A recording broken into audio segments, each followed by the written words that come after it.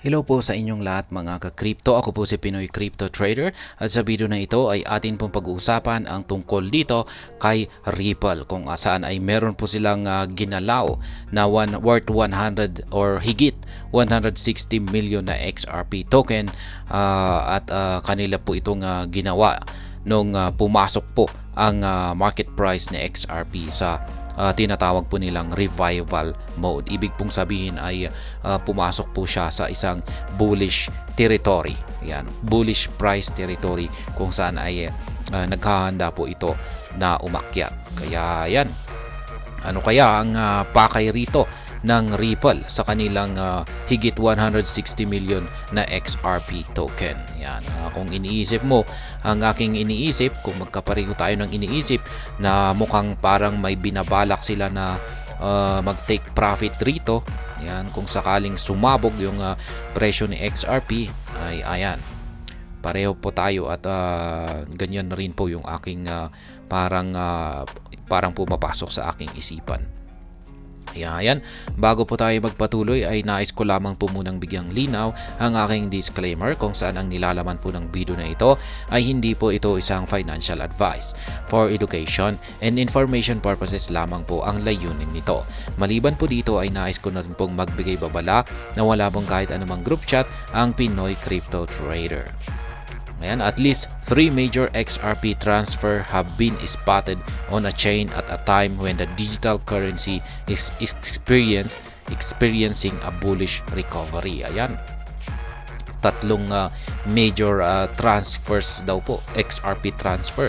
Ibig pong sabihin ay malalaking amount na XRP token ang inilipat at nakita po yan. Ayan, nakita po yan, nag-reflect po yan sa chain. Ayan, at marami pong nakapansin rito. At ang mas nakakapagtaka po rito ay naganap po ito basta nakakaranas ng bullish recovery ang market price ni XRP. Kaya ayan, hindi kaya ito yung nagdudulot sa selling pressure? Ayan, wala, yan lamang ay sarili kong opinion. Wala po tayo, hindi po tayo nakakasiguro. As spotted by Whale Alerts, one of the transactions featured 120 million XRP. Yan, the largest of in the past 24 hours. Kaya yan, itong nakalipas na 24 oras ay ito po yung pinakamalaki na amount ng XRP na na transact or na gumalaw or iginalaw or inilipat. Yan, 120 million na XRP tokens. Ang laki po niyan. The other two transfer which took place within hours of each other include 24.6 million XRP and 18 million XRP. Yan, sinundan naman po ito ng dalawang pag-transfer. Yan, pero yung kanilang halaga ay nasa 24.6 million na XRP tokens at yung pangatlo naman ay 18 million na XRP tokens. Malalaki na rin po yan. Common trend in XRP transfer. The biggest transfer featuring 120 million XRP was worth $73.8 million at the time the transaction was initiated. Kaya yan, ganyan po katindi yung halaga ng 120 million na XRP token na ito. Nasa $73.8 million po yan. Yan. The funds were moved from a wallet controlled by Ripple Labs to another of its wallet, a trend that is common with the company. Kaya yan, galing po yung napakalaking token na ito. Ayan, yung kanilang mga linipat na malaking amount ng XRP token sa kanilang Ripple Labs wallet at inilipat po nila ito sa iba po nilang wallet. Ayan, na sabi rito ay yan, sa ibang wallet po nila. Yan, at sabi po rito ay madalas daw po kasi nilang ginagawa ito. Yan, paglipat-lipat ng kanilang mga XRP tokens. The receiving wallet was activated by Ripple in October, and since then it has welcomed a series of transaction inflows and outflows from different wallets including the companies. Kaya ayan, mukhang bago pa lamang yung wallet na ito, yung receiving wallet. Kasi na-activate lamang po ito noong buwan ng October. Kaya ayan, mula nung na-activate ito, ayan, ay ginagamit na po nila at nagkaroon na po ito ng ilang mga transactions. May mga pumapasok at lumalabas, ayan, mula sa iba't ibang mga wallets. Kasama na po yung ayan, mga wallets ng kumpanya mismo ng Ripple or Ripple company.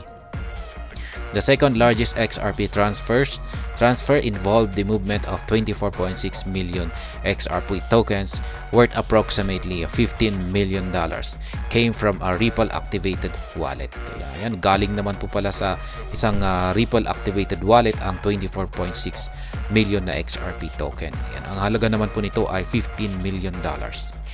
The fund was moved to a Bitstamp account, suggesting that the blockchain payments firm might be making moves to liquidate the digital asset. Yan, ito po yung talagang parang malinaw na mukhang ibibenta nila.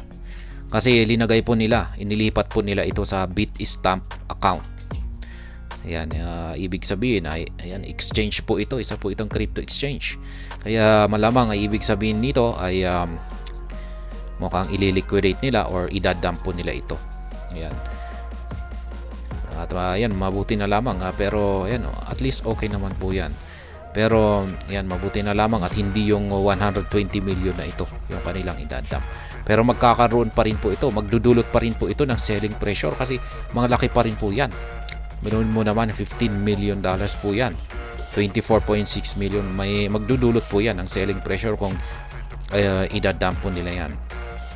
The Ripple affiliated wallet historically moves funds to Bitstamp, Bitso in other platforms, an indication that it is a well-utilized address by the company.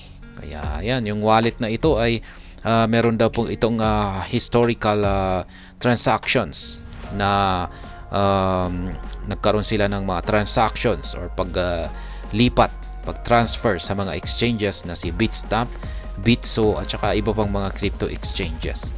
Kaya talagang ginagamit po talaga nila. Napaka-active po talaga ng kanilang wallet na ito. The third transfer is also a Ripple affiliated wallet and it involves the movement of 18 million XRP amounting to $10.9 million. Ayan, or 0.1692 per token. Like the previous transfer, liquidation might be the purpose of this transfer as the fund were moved to a Bitso exchange wallet. Yan, katulad din po ng pangalawang na transfer na XRP amount ay mukhang malinaw na rin po na ito ay kanilang ililiquidate sapagkat ito naman ay inilipat nila or ipinasok po nila sa isang crypto exchange na si Bitso. Yan. Kaya mukhang ito po yung kanilang mga idadump or ililiquidate. 18 million na XRP at saka 24.6 na XRP. Yan, pag ganyan po talaga yung ibebenta nila ay ayan na nga, magkakaroon po talaga ng selling pressure yan. XRP price response. The mega XRP transfer comes at a time when the digital currency is plotting on important revival after about 2 days of bearish drawdown. The coin is trading at a market value of 60.6165, up by 1.5% in 24 hours, with a market capitalization and trading volume up by 1.5% and 18.59% to $33.2 billion and $1.3 billion respectively. Yan po yung kasalukuyang kalagayan or sitwasyon ngayon ni XRP. Per the current outlook, XRP is wriggling out of its bear trap with its weekly losses, narrowing down at the point. From indications, it is obvious the mega Ripple transfer have no noticeable negative impact on the price of XRP. Kaya, ayan, sabi po rito ay sinusubukan pong makawala ni XRP yan sa kanyang bear trap, yan, pagkakakulong sa yung bumabagsak na presyo nito. Pero ayan na nga, mukhang nakaka-recover siya at Mukhang yan, may mga analyst na nagsasabing malapit na po talagang umakyat si XRP sa mga susunod na araw or dito po sa susunod na linggo. Mukhang sasabog po talaga siya. At ayan, sabi rito ay wala pang nakikita na negative impact yung pag-transfer ng Ripple sa napakalaking amount nila na XRP token. At syempre wala pa talagang impact yan. Yan, syempre hindi pa nila idadump yan, hindi pa nila ibebenta yan. Syempre hintayin nila na sumabog yung market price ni XRP at saka sila magti-take profit. Syempre traders na rin sila, gusto na rin po nilang kumita sa pag-angat ng presyo ni XRP. Kaya kapag umangat po ito ay asahan po natin na diyan po sila makikisabay na magbenta. Yan, mag-take profit. Kaya ayan, biruin mo naman yung mga kung napanood po ninyo yung mga previous na videos, mga price prediction na mga tungkol dito kay XRP ay ayan, meron pang isang market analyst na nakapagsabi na kapag sumabog daw ang market price ni XRP dito sa mga nalalapit na mga linggo or araw, ayan ay posible po siyang umakyat ng hanggang $5. Yan, mga higit sa $5 na presyo. Kaya kapag nangyari yan ay syempre talagang kikita po talaga ang Ripple rito kung pag nabenta nila sa maski hindi umabot ng $5, maski nasa $3 yan, or maski $2 pa yan ay maganda ng mag-take profit sa mga presyong yan. Kaya ayan. At hanggang dito na lamang po tayo sa video na ito. Sana po ay inyong nagustuhan ang aking paliwanag dito. Kung inyo po itong nagustuhan ay pakiclick lamang po ang like button nito. Para naman po sa mga bago lamang dito, kayo po ay aking inaanyayahan para mag-subscribe. Pakiclick na rin po ang bell icon nito dahil ito po ang siyang magsisilbing notification nito sa mga bago kong videos na akin pong ina-upload sa aking YouTube channel na ito. Marami pong salamat sa panunood. Ingat po tayo lagi at God bless po sa ating lahat.